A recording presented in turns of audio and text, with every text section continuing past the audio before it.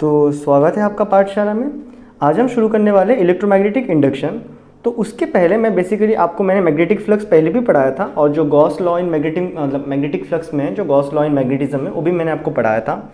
लेकिन वहाँ पे ना मैंने आपसे रिलेट नहीं करवाया था इस टॉपिक को। डन। तो मैं इस टॉपिक को दोबारा यहाँ पे करवा रहा हूँ, और यहाँ पे आप बहुत ही ध्यान से देखना, क्योंकि आपने ऑलरेडी पढ़ा है कि मैग्नेटिक फ्लक्स ज़ीरो होता है। तो फिर यहाँ पे मैग्नेटिक फ्लक्स को पढ़ के हम इलेक्ट्रोमैग्नेटिक इंडक्शन कैसे करते हैं। डन है। तो बेसिकली ये इंट्रोडक्शन वीडियो के पहले एक बेसिक सा वीडियो बनने वाला है, जहाँ पे मैं आपको मैग्नेटिक फ्लक्स पढ़ाऊँगा। और सबसे इम्पॉर्टेंट बात ये है कि मैं इसको रिलेट करने वाला हूँ कि कैसे फैराडे के दिमाग में आया था कि ऐसा भी कुछ हो सकता है। डन है। क्योंकि इसके पहले हमने जो स्टडी किया है, हमें पता है अगर चार्जेस मूव हो रहा है तो करंट बोलेंगे, जब वो मूव होते हैं तो मैग्नेटिज्म कॉज करते हैं। और लास्ट वीडियो में जब हमने मटेरियल्स के बारे में पढ़ा था, हमने देखा था वहाँ पे गॉस लॉ इन मैग्नेटिज्म में, और वहाँ पे हमने स्टेट किया था कि हाँ भाई magnetic flux is equal to zero होगा। ये तो फंडामेंटल है, ऑलरेडी गॉस ने बता दिया था कि मैग्नेटिक फ्लक्स जीरो होगा। डन है। तो फिर भी हम इस चीज़ को यहाँ पे क्यों पढ़ रहे हैं, दैट इज़ वेरी इंपॉर्टेंट, क्योंकि यहाँ पे मैग्नेटिक फ्लक्स का डायरेक्ट लिंक रहेगा आपका चैप्टर में, डायरेक्ट लिंक, क्योंकि बिना मैग्नेटिक फ्लक्स का कुछ टॉपिक उठेगा ही नहीं।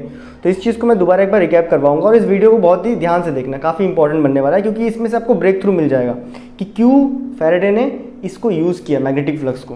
डन है। तो फर्स्ट ऑफ ऑल, अगर मैग्नेटिक फ्लक्स का हम डेफिनेशन लिखना चाहें तो हम क्या लिखेंगे, जैसे हम इलेक्ट्रिक फ्लक्स का हमने डेफिनेशन लिखा था, उसी तरह मैग्नेटिक फ्लक्स का डेफिनेशन क्या रहेगा, that is quantity of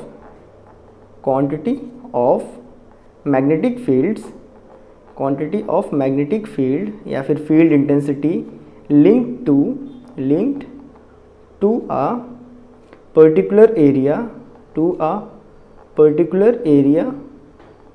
is called magnetic flux।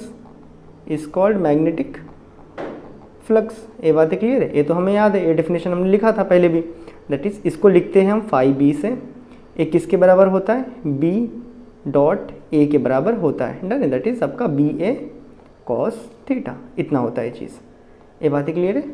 अब देखो इसका यूनिट की बात करेंगे। डन। यूनिट की बात करते हैं, तो इसका मेजरिंग यूनिट क्या है, तो मैग्नेटिक फील्ड का मेजरिंग यूनिट टेस्ला, एरिया का मेजरिंग यूनिट मीटर स्क्वायर। तो इसका यूनिट रहेगा आपका टेस्ला मीटर स्क्वायर, या फिर जैसे हमने फोर्स का यूनिट जो कि आपका केजी मीटर पर सेकंड स्क्वायर था, उसको हमने न्यूटन का नाम दिया था, उसी तरह इसको भी हमने नाम दिया एक साइंटिस्ट का, दैट इज वेबर। और इसको कैपिटल डब्ल्यू बी भी लिखते हैं, साइंटिस्ट का नाम है तो कैपिटल लेटर यूज़ करेंगे। यहाँ तक बातें क्लियर है। डन। तो एक बार आपको रिकैप करवाते हैं, जब मैंने आपको इलेक्ट्रिक फ्लक्स पढ़ाया था तब मैंने आपको क्या बताया था। तो मैंने आपको बोला होगा कि ऐसा कुछ यहाँ से 4 मीटर पर सेकंड में एक वेक्टर क्वांटिटी वेलोसिटी से पानी आ रहा है। अगर मैं इसको यहाँ पे एक ऐसा छोटा एरिया का पाइप रख दूंगा, या फिर एक पाइप को अगर ऐसे करके रख दूँ, या फिर एक मोटा सा पाइप को यहाँ पे ऐसे करके रखूँ, तो यहाँ से अगर पानी आएगा, ज़्यादा पानी किस में स्टोर होगा, क्या इसमें स्टोर होगा, क्योंकि ऊपर से निकल जाएगा पानी। तो यहाँ पे कुछ नहीं स्टोर होने वाला है। यहाँ पे छोटा सा मुँह है पाइप का, तो यहाँ पे थोड़ा बहुत पानी स्टोर होगा। ये बातें क्लियर है। और यहाँ पे बड़ा सा मुँह है, तो यहाँ पे काफ़ी ज़्यादा पानी स्टोर होगा।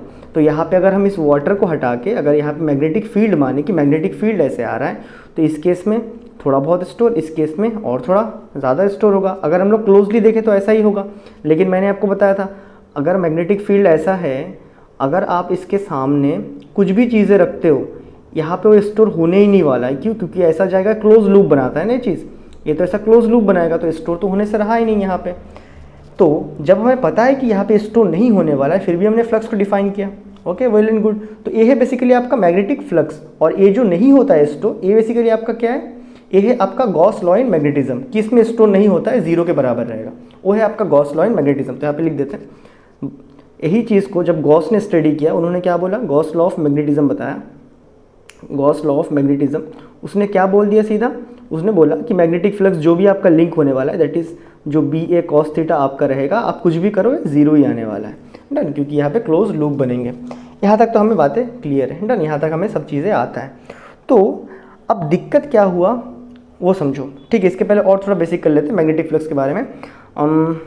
अभी एक और जो बेसिक हमारे पास बचता है, सपोज अगर मैं इस एरिया को ऐसा कर लूँ, डन है, ये जो आपका एरिया था ना, इस एरिया को मैं अगर ऐसा कर लूँ, टिल्ट कर लूँ, क्या बातें क्लियर है, मैंने ऐसा कटा हुआ पाइप रख दिया ना, सेम एरिया का है।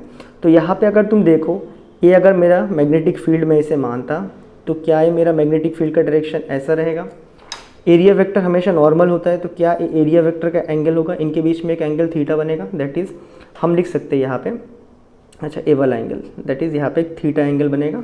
डन, हम यहाँ पे लिख सकते हैं ए जो आपका एरिया वेक्टर है, ए जो आपका एरिया वेक्टर और ए जो मैग्नेटिक फील्ड लाइंस है, इनके बीच में एक एंगल, एक काम करते हैं उल्टा ले लेते हैं मैग्नेटिक फील्ड को। डन है कि ये जो एक मैग्नेटिक फील्ड है इसके बीच में एक एरिया थीटा एंगल बन रहा है।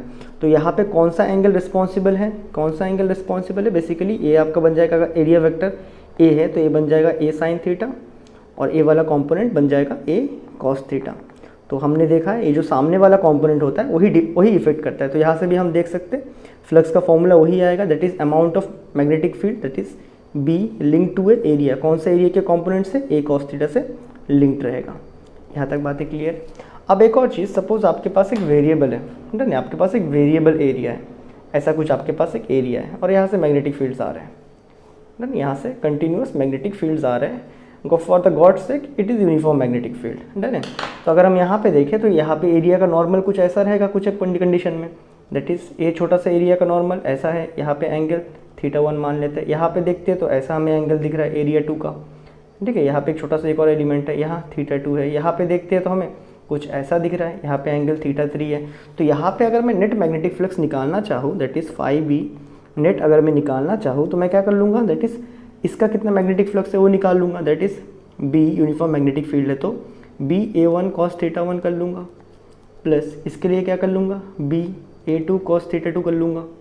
सिमिलरली इसके लिए क्या कर लूँगा, बी A3 cos θ3 कर लूँगा ना, ऐसे करके आगे करते रहूँगा कंटिन्यूस जितने आएंगे। यहाँ पे नीचे और भी है ना, तो इसी को अगर हम शॉर्टकट में लिखना चाहें तो इसी को शॉर्टकट में हम क्या लिख देते हैं, that is closed integral, close surface integral, क्योंकि एक सरफेस है। डन है। कितना रहेगा, बी A cos θ। मतलब अगर आपको निकालना है तो आप इस तरह छोटे छोटे एलिमेंट में तोड़ लो, एक एक एलिमेंट का निकाल लो, सबको जोड़ लो तो आपको टोटल मैग्नेटिक फ्लक्स मिल जाएगा। ये बातें क्लियर है। अब आते हैं इंपॉर्टेंट बात पे। ऑलरेडी जब गॉस ने बता ही दिया था कि मैग्नेटिक फ्लक्स जीरो होगा, इसका मतलब क्या है, आप कुछ भी लो, आप कुछ भी एक कॉयल लो, डन है, आप एक कुछ भी कॉयल ले लो, इस कॉयल के अंदर में यहाँ पे अगर आप एक मैग्नेट को रखते हो तो यहाँ से जो फ्लक्स बनेगा वो कितना रहेगा, जीरो रहेगा। कुछ इसके अंदर से जाने नहीं वाला, जो भी इसके अंदर घुसेगा वो निकल के पीछे भी आ जाएगा। मतलब यहाँ पे मैग्नेटिक फ्लक्स जीरो रहेगा। डन, जीरो रहेगा मतलब क्या, अपने आप को चेंज नहीं करना चाहता है। चेंज नहीं करना चाहता है तो क्या हमें कुछ, अगर हम मैकेनिक्स में सोचे जैसे हमने लास्ट ईयर पढ़ा था, या अपने आप को चेंज नहीं करना चाहता, मतलब मैग्नेटिक फ्लक्स को चेंज नहीं करेगा, वो जीरो रखना चाहता है। जीरो मतलब चेंज नहीं करना चाहता है। ये कुछ इनर्शिया के जैसा लग रहा है क्या, इनर्शिया मतलब याद है ना, बॉडी का सुस्ती, कोई भी बॉडी मूव नहीं करना चाहता है, बॉडी सुस्त होता है, उसको हम मूव करवाते हैं। यही चीज़ को अगर हम सोचें तो फैराडे के दिमाग में शायद ही ऐसा कुछ आया था कि अगर ऑलरेडी वहाँ पे गॉस ने बता ही दिया कि जीरो होगा तो मतलब इनर्शिया के जैसा होगा, मतलब है अपना फ्लक्स को चेंज नहीं करना चाहेगा, या अपने फ्लक्स को चेंज नहीं करना चाहेगा तो इनर्शिया के जैसा बिहेव कर रहा है। और हमें पता है अगर हमारे पास एक कार है, ये जो हमारे पास कार है हमारा, ये कार खुद से तो मूव नहीं करता है, इसको मुझे मूव करवाना पड़ता है। दैट इज़ अगर मैं इसको स्टार्ट दूँ, अगर मैं इसमें पेट्रोल डालूँ तो ये क्या करेगा, मूव करेगा। अगर हम इसको मूव करवाएं, दैट इज़ अगर हम इसको मूव करवा ले तो ये हमारे लिए कुछ वर्क भी करता है। देखो अगर हमने इस कार को कैसे भी करके इंजन स्टार्ट करके हमने इसको चला लिया, जब हम इसको चला लेंगे तो ये हमारे लिए वर्क करेगा। हमारे लिए वर्क मतलब क्या, हम इसमें बैठे होंगे तो हमको भी लेके जाएगा, लेकिन उसके पहले क्या, मुझे इसके सुस्ती को भगाना है। डन, तो ये हमारे लिए वर्क करेगा। तो सेम फैराडे ने सोचा अगर मैं मैग्नेटिक फ्लक्स को चेंज करने की कोशिश करूं, जैसे कि यहाँ पे क्या, हम गाड़ी स्टार्ट करके इसके सुस्ती को, दैट इज़ इनर्शिया को भगाने की कोशिश करते हैं कि वो मूवमेंट में आए। तो अगर मैं सेम इसी तरह अगर मैं मैग्नेटिक फ्लक्स को चेंज करने की कोशिश करूं तो क्या होगा, ये आया था फैराडे के दिमाग में। तो उसी के ऊपर फैराडे ने एक्सपेरिमेंट किया था। ये बातें क्लियर है। अब आते हैं हम मेन मुद्दे पे। तो यहाँ पे अगर आप मैग्नेटिक फ्लक्स को चेंज करना चाहो तो आप क्या चेंज कर सकते हो, तो फर्स्ट ऑफ ऑल आप एरिया चेंज कर सकते हो। दूसरा देखो, एरिया चेंज कर लो, या फिर एरिया के बीच में जो एंगल है उसी को चेंज कर लो, या फिर मैग्नेटिक फील्ड ही चेंज कर लो। तो फर्स्ट जो फैराडे ने सोचा होगा हाँ मेरे पास अगर एक मैग्नेटिक फील्ड यहाँ से आ रहा है, ऐसा एक मैग्नेटिक फील्ड आ रहा है, तो अगर मैं अभी देखो इसमें से कितने मैग्नेटिक फील्ड पास हो रहा है, 3 फील्ड्स पास हो रहा है। एनी हाउ कुछ भी नहीं हो रहा है, ऐसे घूम के पीछे ही आ जाएंगे। फॉर द समझने के लिए मानते हैं कि 3 फील्ड पास हो रहा है। अगर मैं इस एरिया को छोटा कर दूंगा तो शायद अभी 1 या 2 फील्ड मतलब उसमें से पास होगा। तो मतलब मैं क्या कर रहा हूँ, ये अपने आप को जीरो रखना चाहता है, बट मैं उसको डिस्टर्ब कर रहा हूँ, मुश्किल मतलब उसके लिए मुश्किल कर रहा हूँ, छोटा एरिया कर रहा हूँ, छोटा बड़ा कर रहा हूँ एरिया को। लेकिन ये एक्सपेरिमेंट फिजिबल नहीं था, पॉसिबल नहीं था, क्योंकि भाई कैसे हम एक कॉयल है उसको अचानक छोटा फिर बड़ा कैसे करेंगे, तो पॉसिबल नहीं है। फिर फैराडे ने सोचा ठीक है, अगर ऐसा नहीं हो सकता तो ऐसा कुछ किया जा सकता है क्या। अगर मैं यहाँ पे कॉयल ले लूँ, कॉयल का ए रहा एरिया वेक्टर, डन, नॉर्मल, ए मैंने लगा दिया मैग्नेटिक फील्ड, इन्हीं में फैराडे ने नहीं किया था, आप सोच सकते हो वैसा।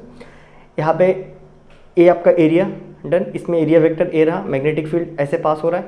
अगर मैं इसको कंटिन्यूस घुमा रहा हूँ, अगर मैं इसको इसे कंटिन्यूस घुमा रहा हूँ तो क्या हो रहा है, एरिया वेक्टर और मैग्नेटिक फील्ड के बीच में देखो, जैसे जब ऐसे आ जाएगा, टिल्ट होके आ जाएगा, तो एरिया वेक्टर ऐसा था, ऐसा है, मैग्नेटिक फील्ड ऐसा था, कुछ एक एंगल बनेगा, ऐसे कुछ कंपोनेंट में खेलेंगे, तब वो कंपोनेंट में खेलेंगे तो क्या होगा, मैग्नेटिक फ्लक्स चेंज हो रहा होगा, लेकिन अपने आप को जीरो रखना चाहेगा, तो उसमें कुछ तो होगा। फिर उसने सोचा ठीक है भाई, इस टाइम पे उसको मतलब शायद दिमाग नहीं आया था फैराडे के पास, तो फैराडे ने सोचा एक काम करते, मैग्नेटिक फील्ड को चेंज करते, बैठ के क्या करते, मैग्नेटिक फील्ड को चेंज करते, क्योंकि वो बहुत ही फिजिबल था।